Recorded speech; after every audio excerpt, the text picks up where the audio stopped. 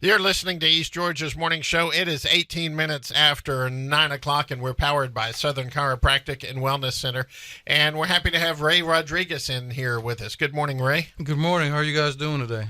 Doing well. And you're a candidate for sheriff here in Bulloch County. Yes, sir. I was wondering where Travis is. Do we need to sing happy birthday to No. Travis? Is he listening today? Yeah, he is listening. But I think if we were to sing happy birthday to him, he'd turn the radio off. Yeah. As would lots of other listeners. I don't think anyone wants to hear that. Yeah, you haven't heard me sing. Or me. Well, Rey, it's a pleasure to have you here this morning. And again, early voting for your office, as well as all the other things that are up for election, has started this morning. So what would you want the voters to know about it? Absolutely. So, on the way here, we kind of passed by. We were looking at Grice Connect also. They were streaming. So there's already over 100 people in line. So that's a good sign that people are motivated. They're ready to go vote. They're ready for their voices to be heard in this election. Yes, they are. Well, obviously you have opposition for this seat. What distinguishes you? Why would you want someone to vote? What would you tell someone? Well, when I entered this campaign stuff, it's very hard to beat an incumbent, and a lot of people know that. But I think my experiences in the military, I think my experiences when I worked for the Bulloch County Sheriff's Office, I think I'm pretty qualified to do the job. And I think having a different vision than the current administration has, I think that's the separating factor in us right now. Now, obviously we had the current sheriff in here just a few minutes ago, and he talked some about growth. How would you handle the growth that's going on, not just in the county, but in county law enforcement? Well, the biggest thing that I would say against my opponent was when it comes to growth is being financially responsible with your budget, because there are other entities within that budget that need the same money that you need. Yeah. So, you're talking about the public schools, you're talking about EMS, fire, etc. The commissioners give you a budget, and you need to try to stay within that budget as much as you can. But of course, Bulloch County is growing tremendously. Probably the population growth, once we find out from the census, once that's all calculated, we'll probably put us over 80,000 people within the county. Which is kind of incredible when you think about it. Absolutely. You're looking at, 8 to 10,000 people came here to make a better life for themselves. And 8 to 10,000 people is like a 10% increase in the population. Absolutely. So, of course, growth is going to happen, and you have to be prepared for the growth.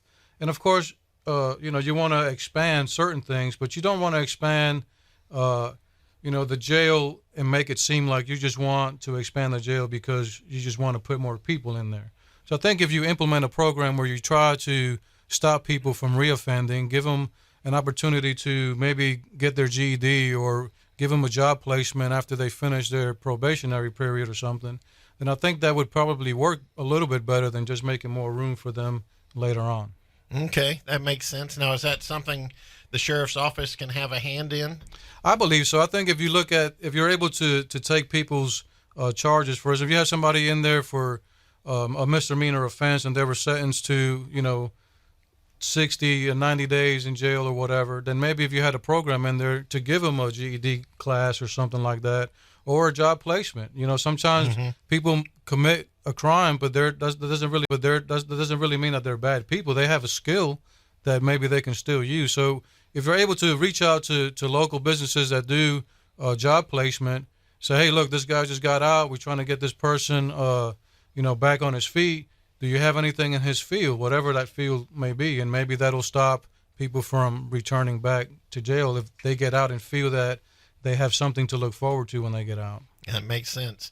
Now, we asked Sheriff Brown the medical marijuana question, so we're going to ask you that same question. Where do you stand on that? Well, a long time ago in one of his debates in 2016, and you can go back and look at it, if you don't believe what I'm about to say, but in his debate, he said that he was going to treat people that were medical marijuana users like sex offenders in the registry process.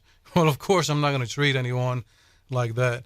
The federal government has already imposed so many different laws and regulations and stuff concerning that that I think they're already in a good position. So in one of our neighboring counties, they're already growing marijuana. Of course, it's not the kind of marijuana that has the THC in it, Right. but they're growing it for medical purposes. And I don't know, I would tend to believe that the farmers in this area maybe, would look at that as a crop, and not look at it as something bad. I mean, there are guidelines that make it where whatever you're growing doesn't have that effect to get high, what people want to get high. Yeah, the THC. Right, level. so if you grow it and it's for medical purposes, you're already regulated, enough. But I support it. I think that if it's not for recreational use, it's for medical use, I think that everybody should be on board with it. The medical professionals all agree on that.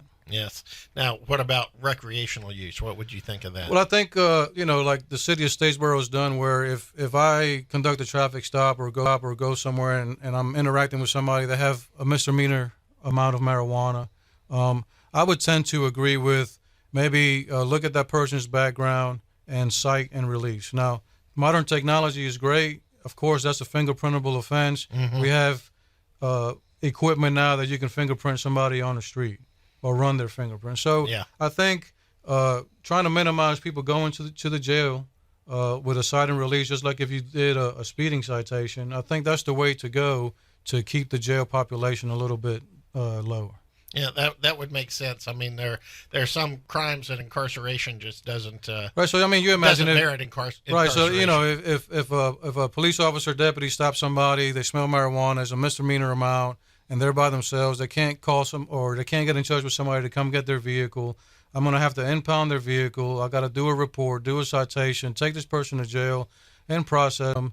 When, if allowed to, and you can get the commissioners to pass an ordinance or something to cite and release, you can go ahead and give them a citation on the side of the road, and you're about your business. You can go to the next call or do whatever else you were on your way to do.